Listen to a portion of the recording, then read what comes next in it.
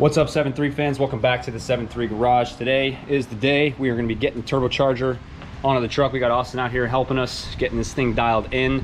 Made a little bit of progress this morning already, just kind of getting our bearings here. Backed the truck in last night to the garage, so if it rains, because that's what South Florida likes to do.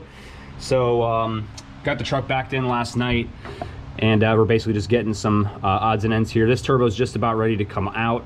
We have to undo, obviously you guys can see there's a nasty exhaust leak there, so we're going to try and correct that with this new downpipe and exhaust flange on here. So I'm going to get this this clamp off. The turbocharger is going to come out. I got to get the supply and the drain off, and this old downpipe's going to come out so the new one can go in. And while we're in there, we're just basically going to start to clean and take care of some other stuff. But I did make a mistake in the last video. Wanted to correct myself. So I had two different paints sitting on the shelf. It's a tongue twister, but I had a 500 degree and a 1,000 degree paint, and or 1,000 plus. It's like a 1,300 to 2,000 degree paint. But I grabbed the wrong paint can and painted this, so I had to strip all the old paint off and prime this and then repaint it with the correct paint. So this came out pretty good and should hold up much better than a 500 degree paint would. So have basically all the parts that we need here. There's not too much, just a new silicone piece for the new inlet that you guys have seen already, some new clamps and stuff, and some other odds and ends, silicone, obviously the new downpipe. So we're gonna keep going here, and the whole process should be pretty straightforward.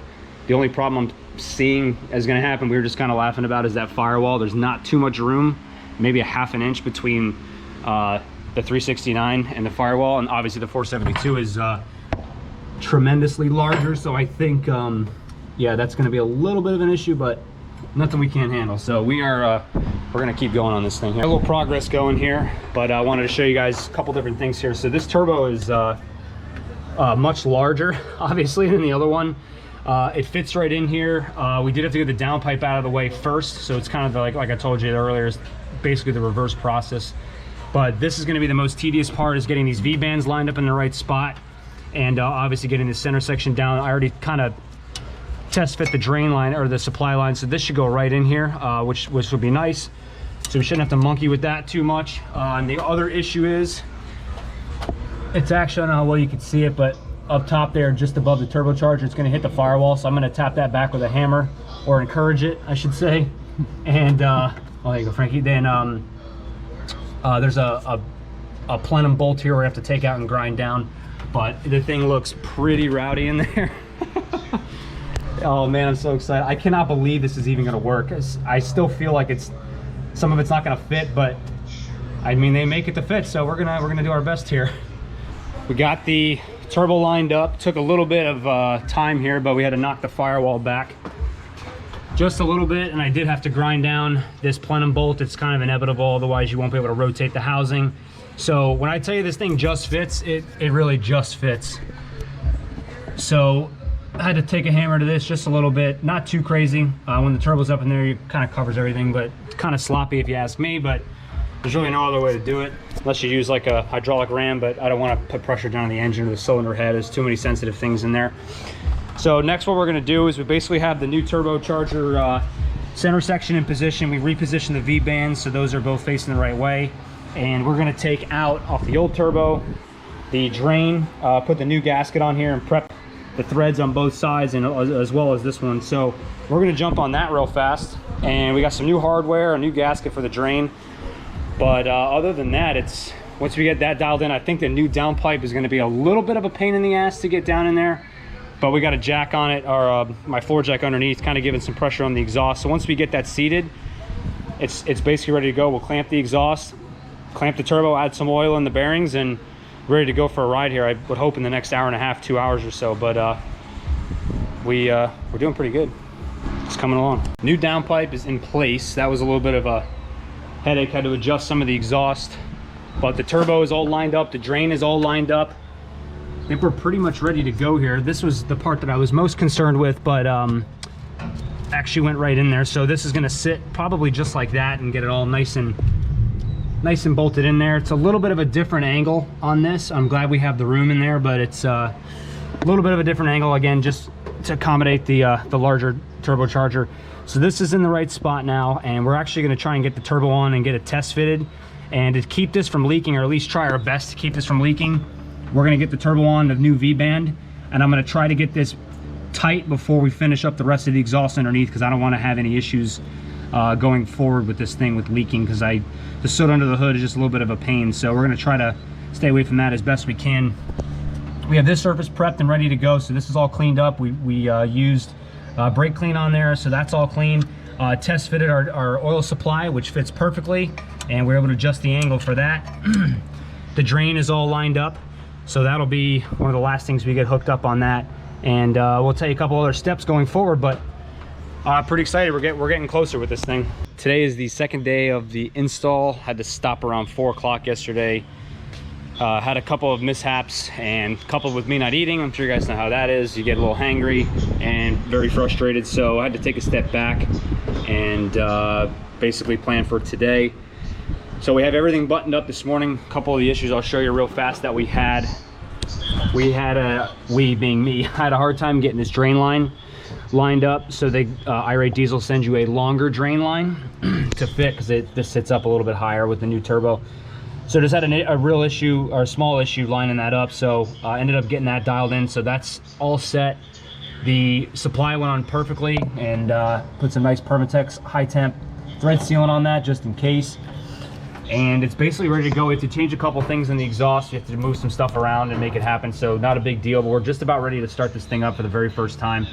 So we just turned the key forward just because we had this fuel fitting off here, off the supply and off the back there on the other side of the turbo. This one back in here. So just threw the key forward just to make sure we didn't have any leaks, and we do not.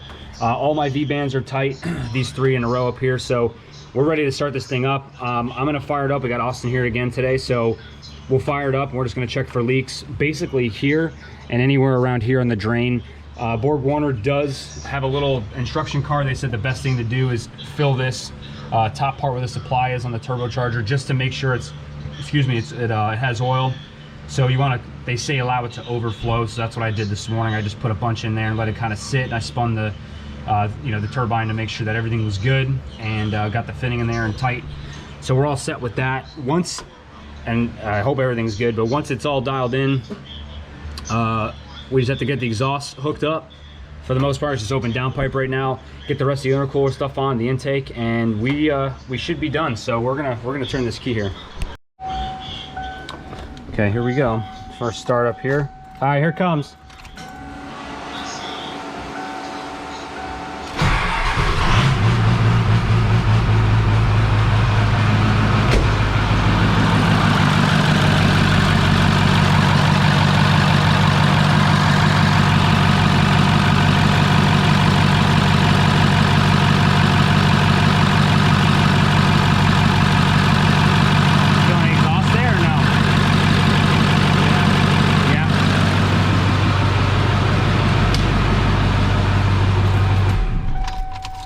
All right, well, we can line that up. I'm not too concerned about that if it's a little bit of a leak there. Yeah. No, it's good though. Okay. No oil leak. No oil's leaking. All right, perfect. All right. Well, now we got to get everything else buttoned up for the most part, and we're supposed to let it idle for like 3 minutes straight. So I don't want to get too hot before we start messing with the exhaust. So that works. So we got no leaks as of right now, but we're gonna finish up the exhaust here, get the rest of the top of the engine all back together, and we'll get it out of the garage when we're done and let it idle, and then we'll take a first spin.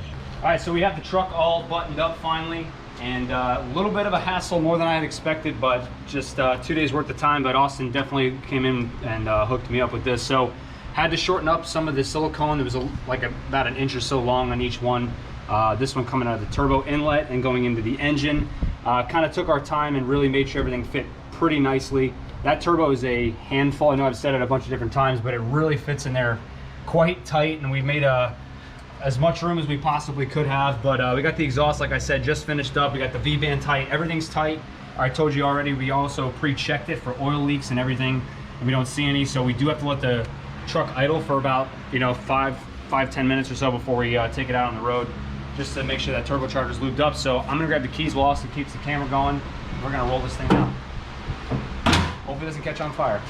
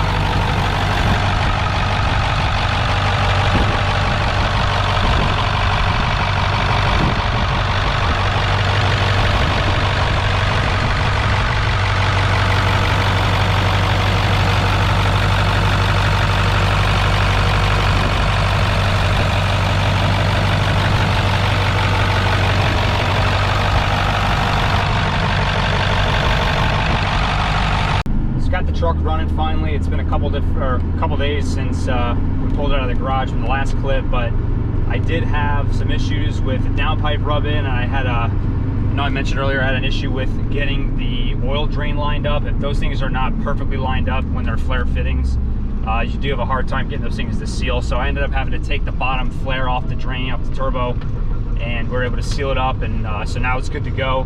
No leaks. The downpipe I got to stop rubbing, but now the turbocharger we're messing with a little bit is actually rubbing on the windshield wiper motor. I'll have to get a shot of it when I get back to the house. We're just gonna run an errand real quick in the truck. I'm with the old man. So couple first impressions with this turbo. It's way different the way the boost comes in.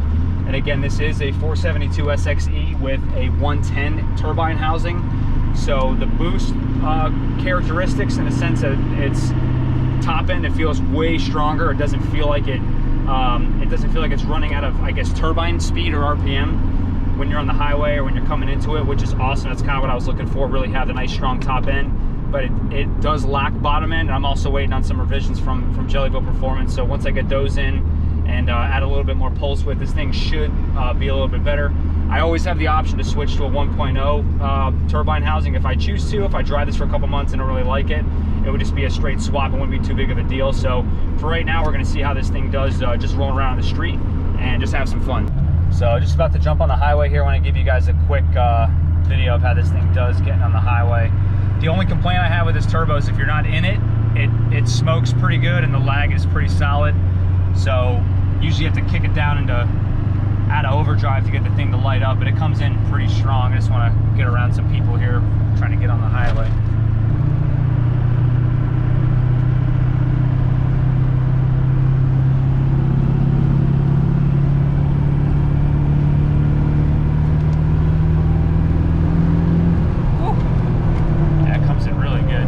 Different than the 369, and my dad and I were talking the other day. It seems, I know I just mentioned it, but it seems like when the RPMs are going, the turbo just feels like it has way more top end, and the thing is just going to keep pulling to a red line, which is really what I wanted out of it. So I'll be interested to see. Again, I'm not very used to this turbo, so it's like the 6th time that I've driven the truck, so it's going to take me a little bit of time to get used to it, but overall super happy with it. Pretty happy with this turbo, the way it turned out. If anyone's considering it, it's a great option. It is very, very tight under the hood. Like I said, I'll show you guys a couple clips of that before we finish the video off at the end of this video, so you can see what that looks like. So very tight fit, a couple of small adjustments, but nothing that can't be handled with a little bit of encouragement with either a hydraulic ram or, I hate to say it, but a hammer. It works pretty good, but these trucks were never meant to have this turbo on here. But overall, very, very impressed with it, very happy with it, eager to see how we're going to be doing with this thing in the future for horsepower numbers. I'd like to get on a dyno before the end of the year, so that would be a pretty awesome video, and we'll see how we can do with that. Back at the house here just to show you guys the couple of things here. I gotta get out of the truck just to show you where that compressor housing is rubbing, unfortunately, so I gotta see what I'm gonna do about that. I tried to move the motor around, but it doesn't look like it wants to move too much. But let me see if I get the camera up in there. You can see right up under there, the motor is rubbing on the housing just a little bit. The tone changes with the cab when you go over bumps and stuff, so either it's gonna wear itself a little bit thin, or if anybody has any suggestions on how I could help clear that out, if you guys are running a 400 frame turbo on a 7.3, would be awesome. So we'll see what happens, but overall, like I said, love the thing. It runs really awesome. Just have to get used to the way the turbo comes on, and once I get these new tunes in here, it should be even more enjoyable. So looking forward to all that. Thank you guys for tuning in. As always, don't forget to check out jellybuiltperformance.com. The link will be in the description below. Do not forget to check him out for all your 7.3 performance and tuning needs. Brian is the man. He can get you set up with anything you got for your 7.3. Super personable guy, and he'll take care of you if you need some parts. That's all we got for this one, guys. My name's Brandon. This is the 7.3 Garage, and we will see you next time.